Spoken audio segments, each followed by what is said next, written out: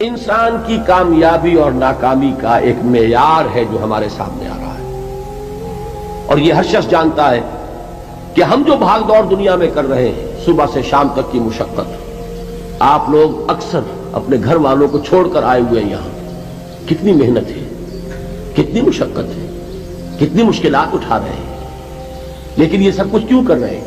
کامیابی کے حصول کے لیے۔ البتہ کامیابی کے معیارات ہیں، ہمارے ذہنوں میں جو معیارات بیٹھے ہوئے ہیں وہ کیا ہے؟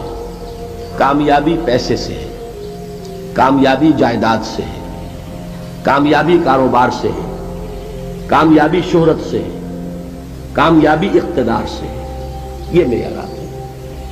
جو جتنا دولت مند اتنا کامیاب، جو جتنا مشہور اتنا کامیاب، جو جتنا پاپولر اتنا کامیاب، جو حکومت پر پہنچ گیا کامیاب، جس نے بڑا کاروبار جما لیا کامیاب، جس نے بہت جائیداد بنا لی کامیاب۔ یہی ہے اصل میں ساری بس کی گانٹھ۔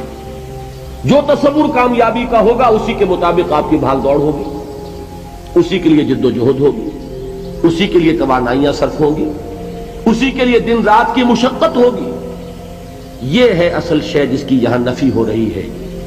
کامیابی دولت سے نہیں، کامیابی شہرت سے نہیں، کامیابی اقتدار اور طاقت اور حکومت سے نہیں، بلکہ کامیابی ہے ایمان سے، عمل صالح سے، تواصی بالحق سے، تواصی بالصبر سے۔ آپ غور کیجئے اس نقطہ نظر کا، اس ایٹیچیوڈ کا، یہ جو مینٹل ایٹیچیوڈ ہے، اس کا بدل جانا ہی انسانی شخصیت کے اندر انقلاب برپا کرے گا۔ اب آپ کا نتیجہ کیا نکلا؟ اگر تو دولت سے کامیابی ہوتی تو قارون بہت کامیاب تھا، اگر حکومت سے کامیابی ہوتی تو فرعون اور نمرود بہت کامیاب تھے۔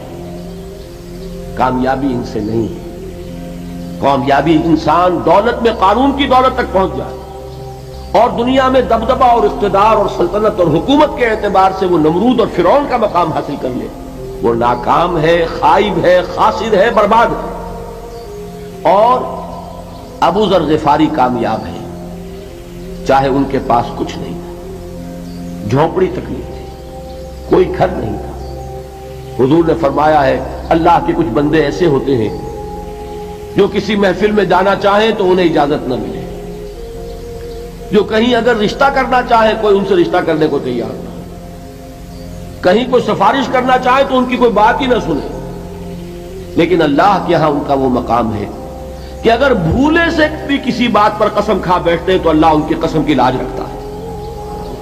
یہ ہے فرق، یہ جان لیجیے اچھی طرح۔ اس بات کا مان لینا آسان، اس پر سبحان اللہ کہنا آسان، لیکن اس کے مطابق آپ کے اپنے ذہن کا بدل جانا بہت مشکل، اس لیے کہ ہم متاثر ہوتے ہیں اپنے ماحول سے۔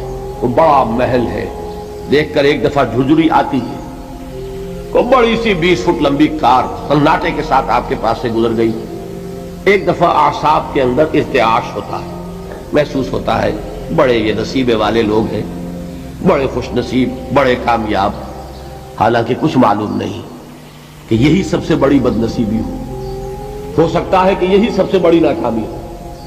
اگر ذہنوں میں یہ بات بیٹھ جائے کامیابی کس شے سے، یہی وجہ دیکھیے قرآن مجید میں بارہا آپ دیکھیں اولئک ھم المفلحون، یہ ہے لوگ کامیاب ہونے والے۔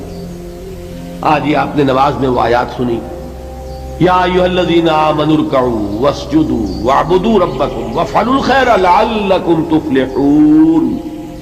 اے ایمان والو، رکوع کرو، سجدہ کرو، اپنے رب کی پرستش اور بندگی کرو اور اچھے کام کرو تاکہ تم کامیاب ہو جاؤ۔ تو کامیابی کن چیزوں سے ہے؟ یہ ہے سب سے بڑا سبق۔